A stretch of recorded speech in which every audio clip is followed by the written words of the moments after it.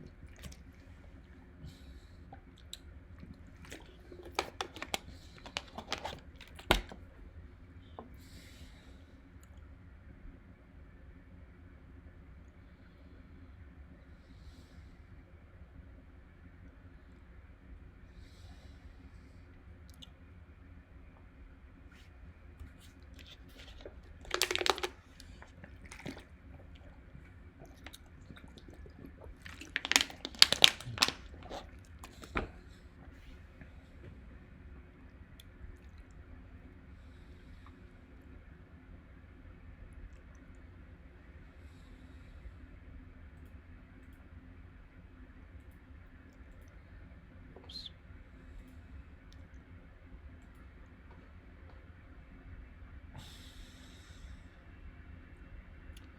Interesting. Let's review this game. Played all the way through to checkmate in 60 moves, which makes it one of the lengthier games that one will play in any given day or week, really. In any given week. And we'll review this game. Interesting. My thoughts, I thought this was going to be one of those games like both players in the mid 80s to low 90s, and it turns out that the computer has assessed the game as being less accurate than that. So that's fine, but it's still accurate to some extent. So let's take a look. I have to remind myself we're playing game in 5 minutes, so sheer accuracy is rare. I played pawn to d4, after d5, c4 with the queen's gambit, and a book opening where bishop f5 brings the bishop out in front of the pawn chain, very importantly, in the queen's gambit. My instruction on this is that sometimes the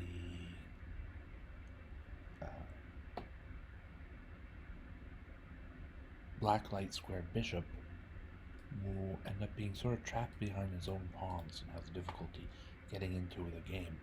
So if you can make this bishop a strong power early, then as black you're off to a good start. I would even say, what did I play here? Yeah, see, I played against this move. If your opponent gives you the opportunity, if I'm playing black here, say that my opponent plays knight f3, then capturing on b1 isn't all that bad. Just dump this otherwise bad bishop to take away your opponent's knight. The rook recaptures, so there's no queenside castle. And even at that, sometimes with the rook being on this light square, the queen comes to d7 and then gives it, some kind of move on f5 that can attack the vulnerable f2 square and the rook, who's now standing there unguarded at the same time. So this is a recommendation a bit. Bishop takes b1. Sometimes this does well for black here. So going back to the game, my opponent played bishop f5, and so to partly avoid all that, knight to c3, and white's doing well, reasonably well. Both sides, it's a game. Even as early as move 3, it's a game. E6, right, bishop outside the pawn chain, establish the pawn chain, or I should say, bishop outside the future pawn chain, establish the pawn chain, and that's white's move. c5 here by white. It's a nice move. I wouldn't recommend this move overall for tournament play or even Skittles, but Blitz play online, it's a nice move. Your opponent will have to find the correct idea. Uh, Actually, I use it. I'm in the nascence of using it. It's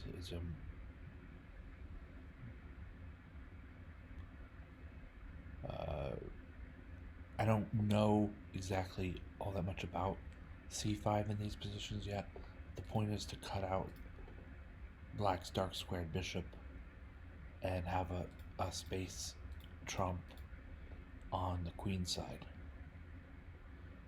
Something like b4 and a3 to follow. In fact, I think that's what occurred. And yeah, so b4.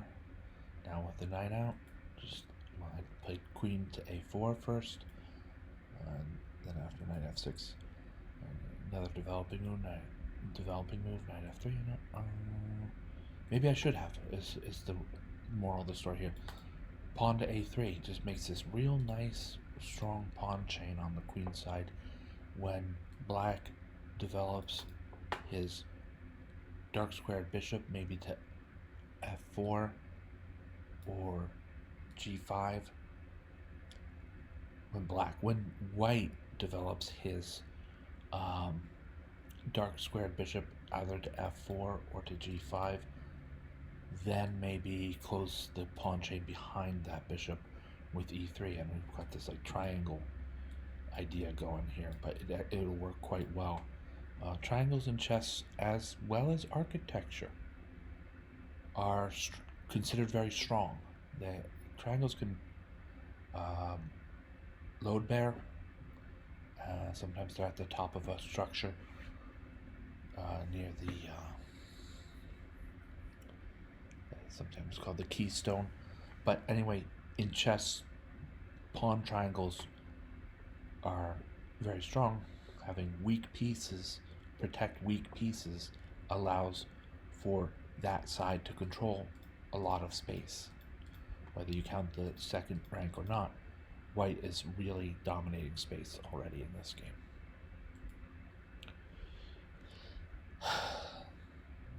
Knight to e6. Not a great move. Just outright not a great move. Alright, so my opponent pounced on it. Knight takes e5. I'm a little saddened to see that I would play such a move. I played okay with pawn takes e5 with the queens in opposition. My opponent initiates the queen trade, respond, and my opponent gets wrecked. Now in second thought, we're in this position mostly as the result of white's move.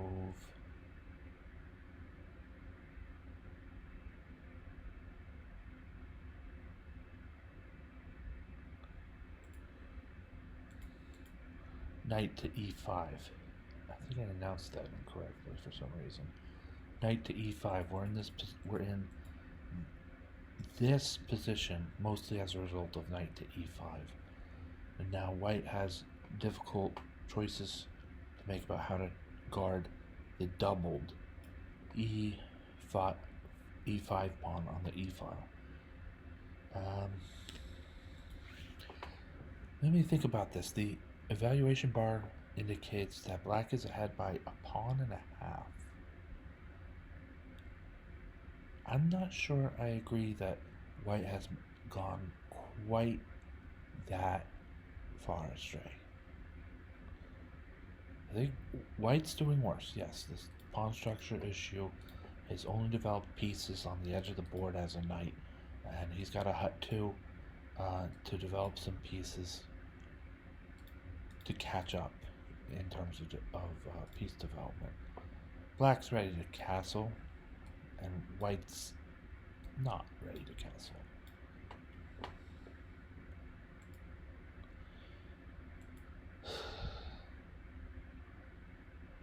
Is it as bad as a pawn and a half? Maybe not.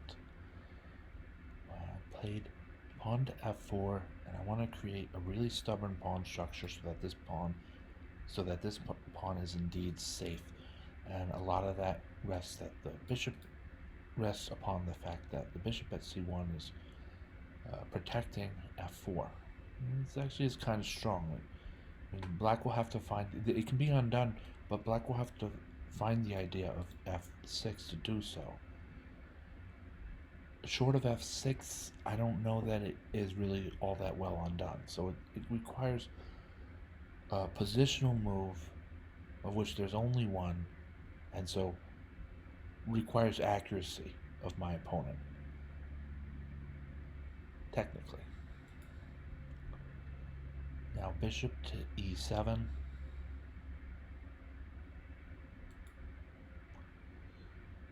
Bishop e3.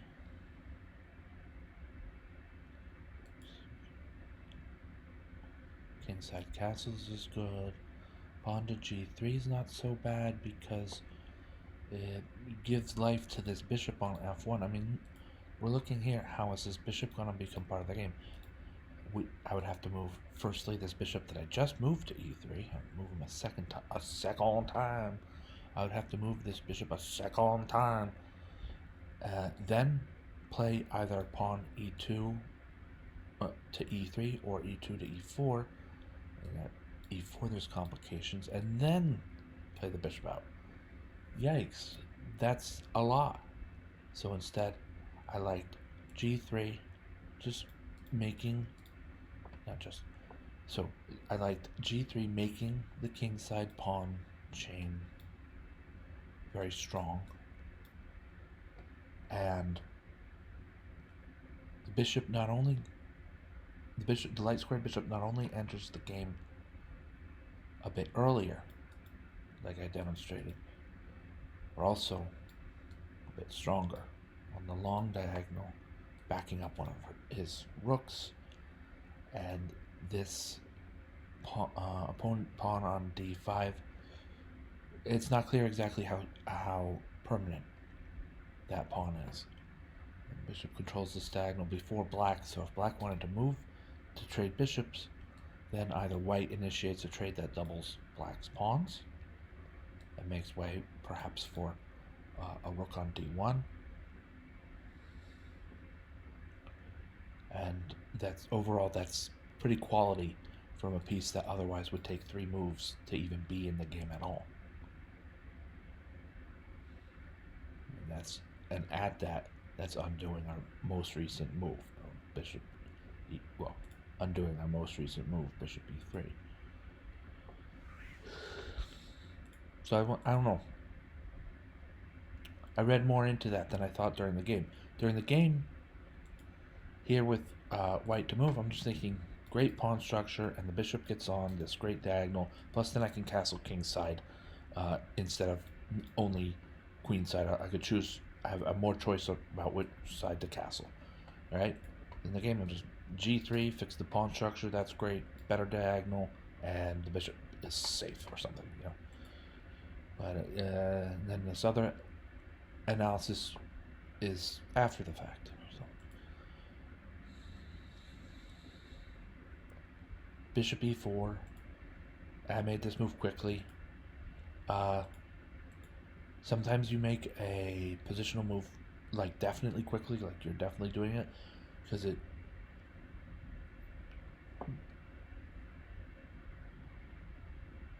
don't know. To put your opponent a little bit off balance. It's accepted to play with your piece timing, your move timing, and to an extent anyway. So, but rook g1, and then some move, it doesn't matter. I'm gonna quiet things down over in that direction, and then I thought, well, I'll trade bishops, and that didn't seem all that great. But then I said I might get this pawn on e6, so probing for weakness because there's some loose pieces around. I get a check and all that. If it moves forward, then I've got a free piece. All the while, unfortunately, discounting my opponent's 15th move. Bishop takes f6, grabs the pawn, but also eyes white's a1 rook. And bishop to h3 is a horrible, horrible move. In a tournament game, this is it. right? Well, almost just about, depending on whether or not the players play on. But my opponent captures on a1, and I saw, well, what if we capture here with check, king moves, pick up the knight? I'm not sure why this, again, the evaluation bar's a little bit strange, but there's some line. Let's go back.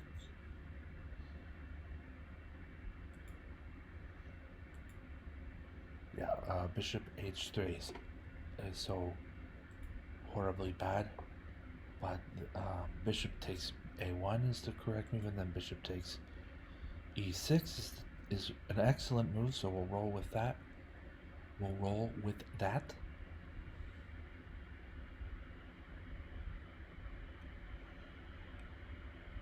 King h8 seems to be not as good for black as rook f7. So Torch's point is with rook f7, I can capture on f7 check. King recaptures, and I only gain at this part of the exchanges the exchange, which will help me to the point to the tune of 2 points of the material imbalance. King h8, as my opponent played in the game, allows me to pick up an entire piece.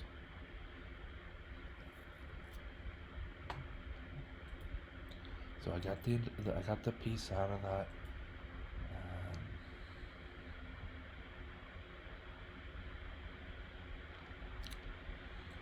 Now I see why this game was not quite so accurate. I was wondering before, I thought the game was accurate. Well, giving away rooks and moving your king when the bishop might be in danger, whatever it is, right? But it's not quite as accurate. Pick up a bishop on a1, lose my bishop on e3, but then pick up a pawn on e3, and for the moment the sides are equal materially.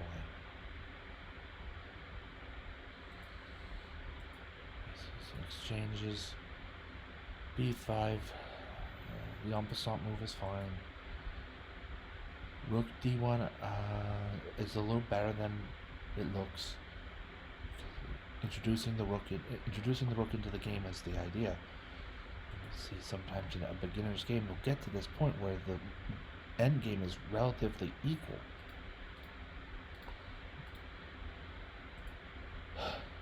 And then they'll leave like a rook just sitting there, and this poor bishop to fend for himself. We've done it. This is why beginners make beginners mistakes, so that later they don't make those mistakes and they become stronger players. But so like I say, the idea is use or improve your weakest piece. If that weakest piece is doing nothing or hardly anything at all, use your weakest piece, and then more generally improve your weakest piece. It's a very strong way to up your game a bit. So white's gonna make use of the a1 rook by moving him to d1. The computer finds it good instead of excellent or great. It's fine. It's a good move. It's born mostly out of the checks, at least for the moment, are covered by the bishop and his scope over to e8.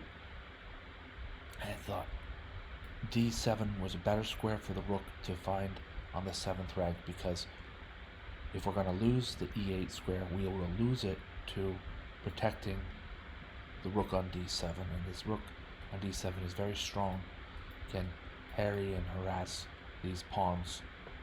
Harry and harass these pawns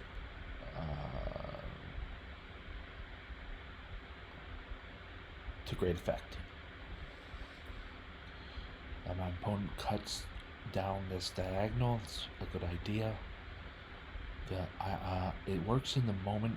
What I would say though is now my opponent has, instead of 2 and 2, 3 pawns on light squares, and my light squared bishop is made more relevant as a result. That being said, you don't want to get into this with a fine-tooth comb on blitz games, so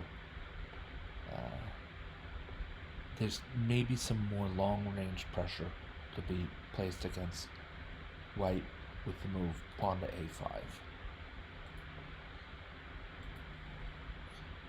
Bishop b3. The rook becomes active. Check, we pretty sure was gonna happen. I was wondering about king d4.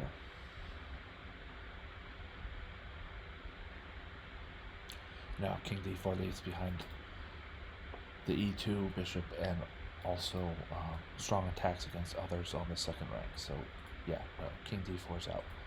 King f3. And if we need the king to come into the game, we can at some point play e4 and use the e pawn as a partial pawn wall to then, check over to the queen side.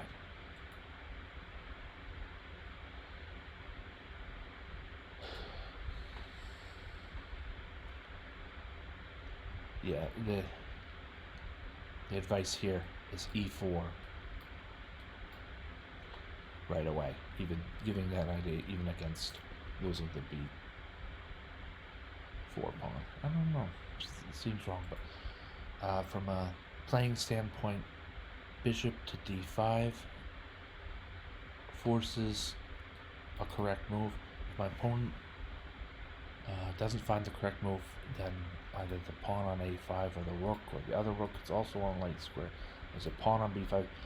Black suffers from too many targets. And bishop to d5 I felt was a strong way to expose that. After a4, it looks like black was, I don't know. See, then this all crumbles, right? a4, and I'm just gonna go up the exchange. Bishop takes a8. You like to see this as a competitor in the moment. Rook takes a8. Rook b6. This pawn will fall as the rook cannot safely guard it. And this is an endgame I can win. I'll always win this endgame. Always is.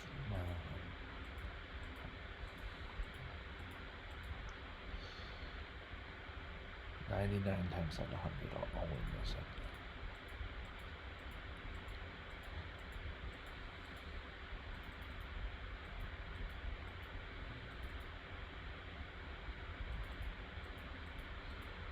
This is well played.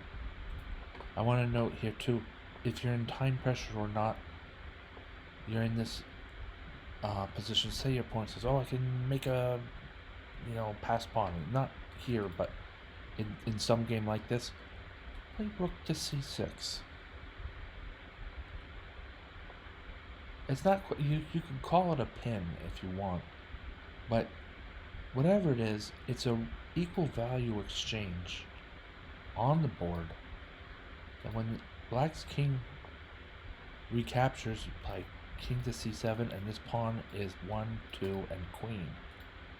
And you force decisions, specifically when king and rook are lined up along, in this case, a rank, but it happens often with the file and on the other side of the rank.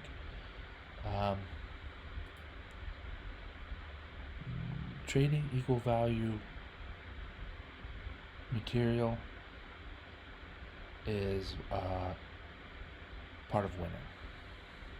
I didn't get the moment. I just moved my king to b7, and I'd be glad to play bishop pawn to. I'd be glad to play rook to c6, and for some kind of trading, my opponent can initiate. Rook takes c6, then king takes c6, still promoting on b8.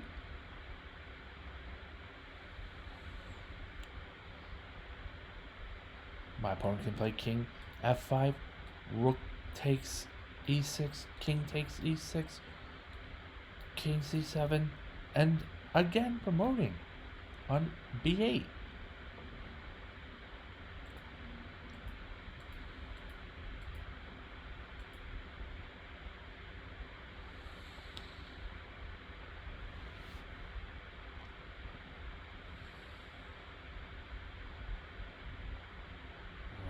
Then my opponent moved to f5.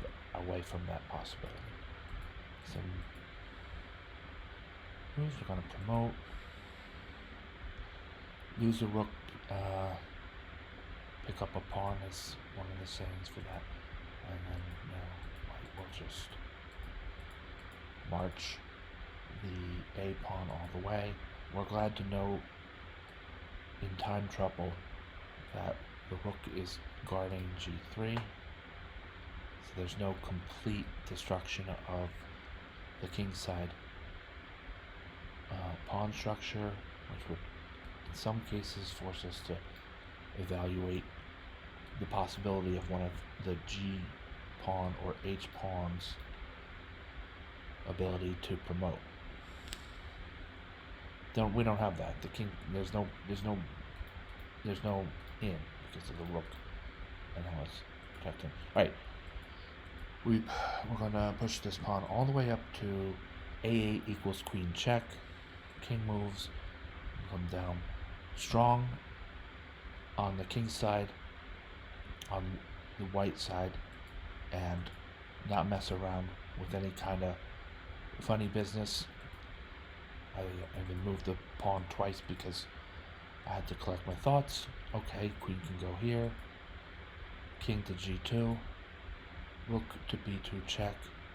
And after king to G1, queen to C1 checkmate. So it was a good game. It was a strong game. I played well.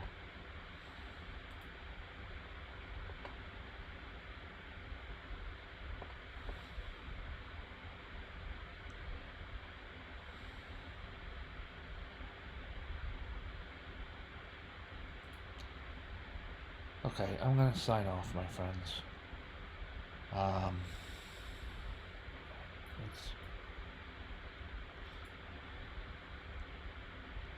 Thank you all for watching. Thank you, Gravitrons. I'm more gravity.